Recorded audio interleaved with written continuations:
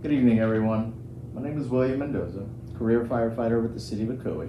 I'm glad that you all came out here tonight. I'd really like to discuss a couple of things in regards to firefighting, an elephant in the room, if you will. Something that I've experienced personally, that I've seen professionally, and is a tremendous need within the fire service, namely firefighter health and wellness. Um, so again, thank you for coming, and let's start hitting the road, shall we? So today what I'd like to talk to you is about the importance of optimum firefighter health, okay? As you can see here, we all know firefighting is a very rewarding job. I would dare to say it's the best job in the world, but it comes at a heavy cost. If we look at these pictures, right, or this picture right here, we have a firefighter with all of his gear on.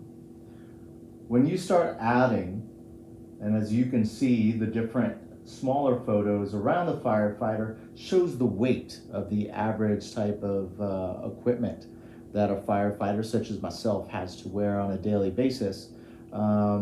We start adding on some pounds. We're looking at 21 plus 14 plus 8 plus 7 plus 23 plus 4 plus 2.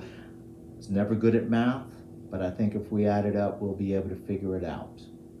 Um, Add that to someone like myself that's approximately 180 pounds. We're tacking on maybe a quarter, if not to a third more of our weight. All of us are not the same. We're all built differently. So add this and working in a hazardous type environment, sometimes for hours on end, we are more apt to suffer from different injuries, overexertion injuries, sprains, strains, fractures, so musculoskeletal in nature, but also when we add all of this weight on, this puts more stress on our heart, our lungs, our organs, due to exposures, due to overexertion as well. But for the purpose of this presentation, I would just like to pretty much stick to the musculoskeletal, the strains type injuries, if you will. A NIST, or the National Institute of Technology, did a study in 2019. This is the little snapshot, and it shows a pie chart. Let's take a look at it. 30% of all firefighter injuries are primarily due to overexertion and strain. Okay. The next would be exposures, like I had just talked about, and exposures then go into a different realm, but we'll just keep this quick and we'll keep this brief. When it comes to exposures, we are talking the byproducts of combustion. We're talking breathing in carbon dioxide, carbon monoxide, burnt and melted plastics, metals, heavy metals, gases, and so on and so forth. Through repeated exposure, can end up hurting ourselves as well. As you know, again, that firefighting is a very, very hazardous job. With all the weight from that we put on with the prior slide, we are climbing ladders, we are going upstairs, we are going through small openings in order to save, rescue, protect, if you will. So we deal with ankles, knees, joints, through repeated injuries.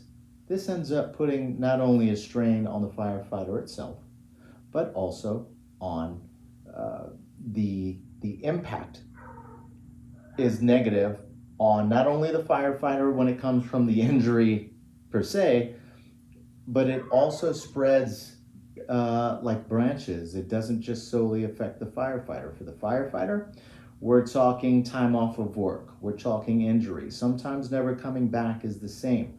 Going through workers' compensation, so on and so forth. That's money. That money is also, that stress or that burden is put on the municipality that they also work for. The financial impact thus can spread towards the taxpayer. The taxpayer expects A1 service. They expect our personnel to be in tip-top shape 24/7, 365 days a year. So therefore, to minimize this, it is very important that we begin and implement health and wellness programs. That's going to minimize injury. By having a formal program in place, exercise, strength training, stretching, mobility, yoga, down to nutrition. By implementing these programs, we in turn can help our firefighters, our assets, in lessening the injuries, in turn, lessening the burden, the financial impact as well, onto that branch that we talked about, the firefighters, the municipality, and ultimately the taxpayers. What we want to do is help them work, obviously, as we can see, more efficiently.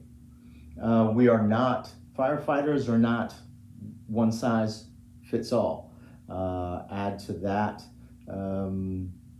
we all cannot escape heredity. So therefore, I may already have a pre-existing condition of high blood pressure. When I go out onto the fire scene and I'm wearing all that gear, naturally my heart rate's gonna go up, blood pressure's gonna go up. Now we're talking about the internal injuries of what can happen, anything from stroke to cardiac events. So we need to work smarter and not harder.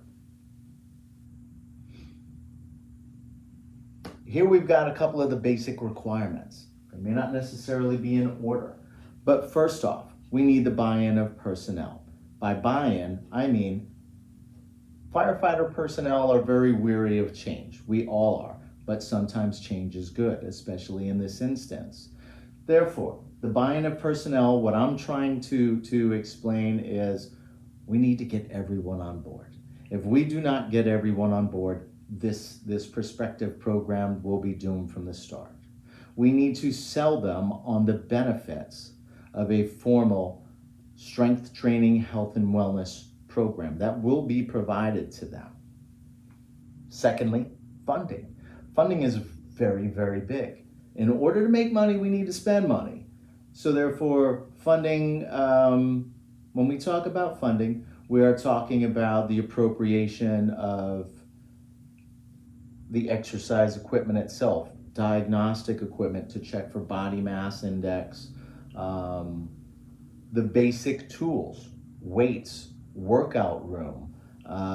Sometimes most firehouses are not built with adequate space. So therefore, alterations need to be made to the firehouse itself to accommodate the room for all of those shift personnel and all of that equipment to be able to perform these exercises. Obviously, the purchasing of equipment, which I just discussed. But going back, if you would, I'm sorry, I'm getting ahead of myself.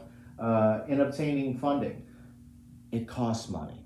Therefore, to offset that, it can be placed in the annual budget of the fire department. That seems to be the de jour thing to do right now, in setting aside an annual budget specifically for health and wellness of its own firefighters. Another way would be through fundraisers, which you see sometimes in the form of when you see during Labor Day, we have the Jerry Lewis Telethon for multiple sclerosis. There are tons of different fundraisers that can be done in order to raise funds for said program. I firmly believe that our citizenry would be more than accommodating in helping us achieve those goals. Lastly, we also have grants. There's a lot of state and federal funds available, whether it be through your county that you currently work for. Through annually, there is called an AFG grant through the federal government, which encompasses anything provided that you show need. Those grants as well can be in the form of full 100% funding, which would be great, and that completely eliminates any sort of financial burden on the smaller municipality and or minimizing the impact on the firefighting budget. There are also some that are what's called like an 80-20 split, meaning that the federal government or the grantors will pay 80% and it is up to the department and or the municipality to recoup or put in 20%. That's a whole lot less than paying the full amount. The next point that I would like to bring up is also certifying personnel. We don't want to just do things willy-nilly. It needs to be structured. We also worry about liability. Therefore, our aim is to certify a certain number of personnel that are willing, that are go-getters, that are driven to become personal trainers and thus come back and be able to provide very specific and individualized training programs. What I may want to do to maximize health may not be what you want to do. You may want to lose weight. I may want to gain mass. Another firefighter may want to become more flexible. Another firefighter may simply just want to learn how to eat better. So becoming certified will encompass that all. Once that's done, the program or the infrastructure will be put in place to get this program running. Lastly, it's about creating flexible, fair, and firm policies. We don't want to make this program punitive in nature if you don't meet goals or if you are not a participant. But there has to be some accountability and responsibility on part of not only the employer, but also the employee. So through that, in order to get buy-in, going back to the first point, incentives can be put in place. If a person such as myself, my aim is to lose 3% body fat. If that is a goal that is set and agreed upon by myself and the personal trainer, we set up that goal. If I meet that goal and keep that goal, incentives can come in the form of an extra day off quarterly, or it can come in the form of a gift card. Money talks. At the end of the day, money does talk, and that will get the attention of most personnel, unfortunately.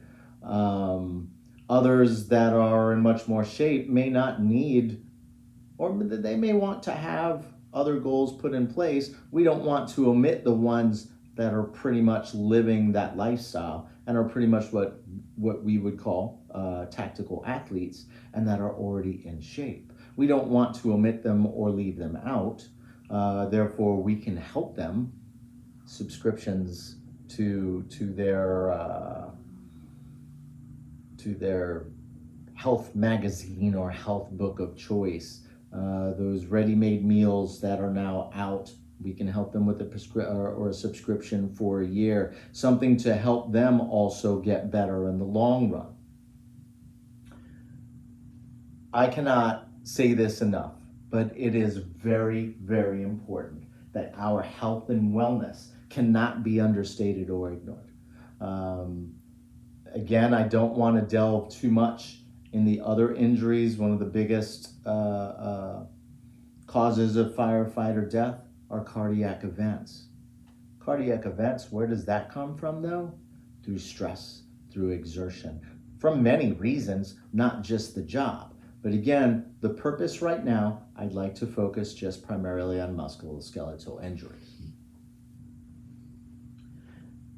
There you have it. There are many different ways in we can do this. I am available to further explain in depth of how I can assist you in getting a program started from soup to nuts. It has worked for my fire department. I have seen other positive results. And again, we owe this to our citizens. We owe it more so to ourselves. We are an asset. We must, and we are also what we call tactical athletes. We need to train and prepare as such.